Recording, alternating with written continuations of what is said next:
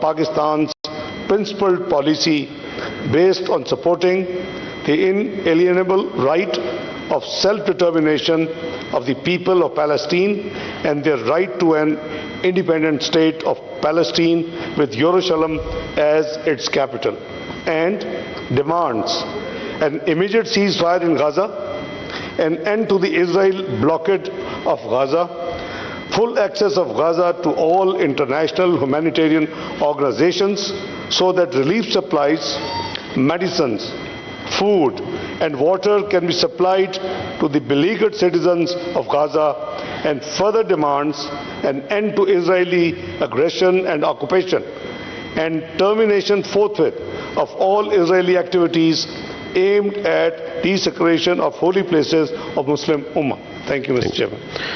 I now put the resolution before the House. Those who are in favor of the resolution may say aye. Aye. Those against the resolution may say no. I think the ayes have it, the resolution is passed unanimously. Secretary صاحب اس کی copy میری covering letter کے ساتھ تمام دنیا کے parliaments کو بھجوا دیں اور یونائٹڈ نیشن میں بھی بھجوا دیں. Sir, I will now read out the prorogation order. In exercise of the powers conferred by Clause 3 of the Article 54 of the Constitution of the Islamic Republic of Pakistan, I hereby prorogue the Senate session on the conclusion of its business on Wednesday, the 1st November 2023. Signed, Chairman, Senate.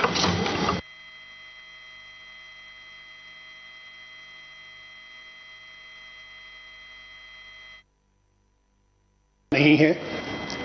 جس طرح سے Kashmir United nations کے agenda پہ ایک بہت پرانا مسئلہ ہے اور جو کہ حل طلب ہے، اسی طریقے سے فلسطین کا مسئلہ بھی سب سے پرانا ایک مسئلہ ہے جو کہ حل طلب ہے.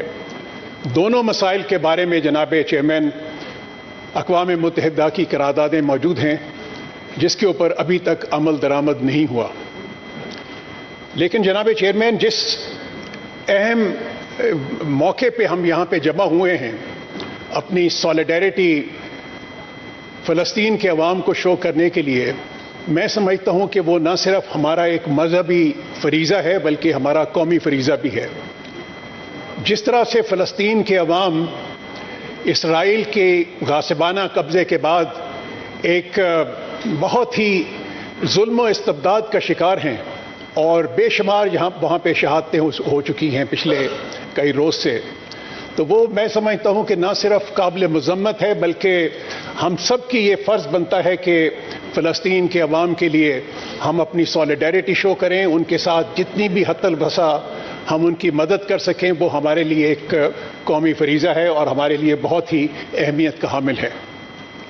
جناب چیئرمین، کشمیر فلسطین کے اوپر جو قبضہ ہے پچھلے کئی برس سے ہے اسرائیل کا، غزہ کے اوپر پچھلے 17 سال سے ایک قبضہ چل رہا ہے اسرائیل کا، لیکن جس طریقے سے 7 اکتوبر کے بعد ان کے اوپر ظلم و ستم کے پہاڑ ڈھائے گئے ہیں، جس قسم کی شہادتیں ہوئی ہیں وہاں پر، جس طرح سے بچوں کو، عورتوں کو اور ان کو شہید کیا گیا ہے، اس کی میرے خیال میں ہماری جو موجودہ تاریخ ہے اس میں اس کی مثال نہیں ملتی.